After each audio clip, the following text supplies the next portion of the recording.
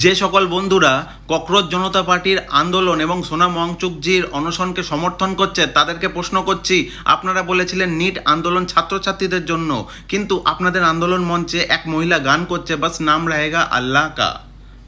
তারপর বলা হচ্ছে এখন নাকি ভারতে থাকার মতন পরিস্থিতি নেই, ভারতের সিস্টেম নাকি এতটাই খারাপ হয়ে গেছে যে এখানে থাকতে ইচ্ছা করে না, এই ভারত নাকি থাকার যোগ্য নয়। এরা নাকি নিট আন্দোলন করছে, সোনাম ওয়াংচুকজি এদের জন্য অনশন করছে। আপনারা কথা বলছেন ধর্মেন্দ্র প্রধানের ইস্তফা নিয়ে, ঠিক কি না? কিন্তু আপনাদের আন্দোলন মঞ্চে বাস নাম রহেগা আল্লাহ কা এই কথাগুলো হচ্ছে। আমরা সবাই সোনাম ওয়াংচুককে ভালোবাসতাম, কারণ তিনি ভারতীয় সেনাবাহিনীর জন্য অবদান রাখা একজন বিজ্ঞানী, তিনি অনেক পেটেন্টের অধিকারী। কিন্তু তার অনশন মঞ্চে অরুন্ধতী রায় কী করছে? অরুন্ধতী রায়কে আপনারা সবাই জানেন, তিনি একসময় বলেছিল কাশ্মীর ভারতের অংশ নয়। She once told Kashmir was never an integral part of India. Arundhati Roy যিনি ইয়াসিন মালিকের পাশে দাঁড়ায়, সে আপনার মঞ্চে কি করছে? ইয়াসিন মালিককে আপনারা সবাই জানেন, কাশ্মীরি পণ্ডিতদের হত্যার জন্য যে দায়ী সেই ইয়াসিন মালিক। সোনামজি, আপনাকে একটা প্রশ্ন করতে চাই, আপনি কি বিশ্বাস করেন কাশ্মীর আমাদের দেশের অংশ নয়? যে মায়েদের জন্য আপনারা নিটের আন্দোলন করছেন, নিটের ন্যায় বিচার দেবেন, তাহলে আপনারা সেই মাদের কি উত্তর দেবেন যাদের ছেলেরা দেশের সীমান্তে শহীদ হয়েছে ওই ইয়াসিন মালিকদের জন্য?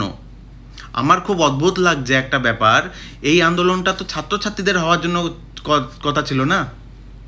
ইট was suppose to be a students protest, right? তাহলে আপনাদের মুখপাত্র বিজেতা দাইয়া ভগবান শিব, সতী মা পার্বতীকে নিয়ে, সীতা মাকে নিয়ে অনেক কথা বলছে, কটূক্তি করছে, ভগবান শিবকে যেভাবে অপমান করেছে সেটা কি গ্রহণযোগ্য?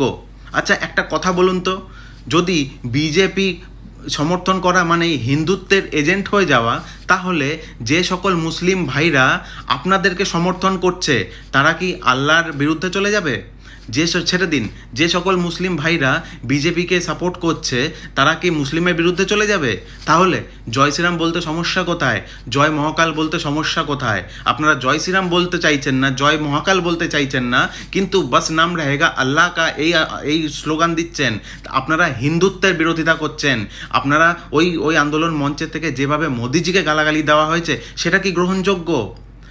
আপনাদের লড়াই ছিল, আমরাও লড়াই করেছি, আমরাও আপনাদের আন্দোলনকে শুরুর দিকে সমর্থন করেছিলাম, কারণ আপনাদের কারণটা ছিল খুব ভালো, যে সকল ছাত্রছাত্রীরা ভুগছে তাদেরকে জাস্টিস দেওয়া, তাই আপনাদেরকে সমর্থন করেছিলাম। কিন্তু পরে দেখলাম আপনাদের আন্দোলনটা পুরোপুরি রাজনীতিতে ভরে গেছে। আপনাদের আন্দোলন মঞ্চে কমিউনিস্ট নেতারা আসছে, সমস্ত কমিউনিস্ট নেতারা এখানে এসে আপনাদের সাপোর্ট দিচ্ছে, যারা দেশকে ভেঙে টুকরো করে দেওয়ার কথা বলে সেই সকল নেতারা আপনাদের ওখানে আসছে। তাহলে এটা কি নিটের জন্য আন্দোলন ছিল?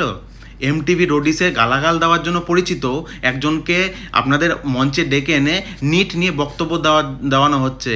একটা জানোয়ার এমটিভি রোডিসের যে সবসময় মা বোনদেরকে গালাগাল দেয়, সেই মানুষ এসে নাকি নিট নিয়ে বক্তৃতা দিচ্ছে। লজ্জায় ডুবে মরা উচিত আপনারা শিক্ষিত এটা ভেবেই।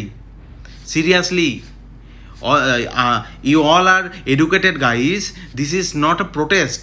Actually, it is a political agenda run by political party.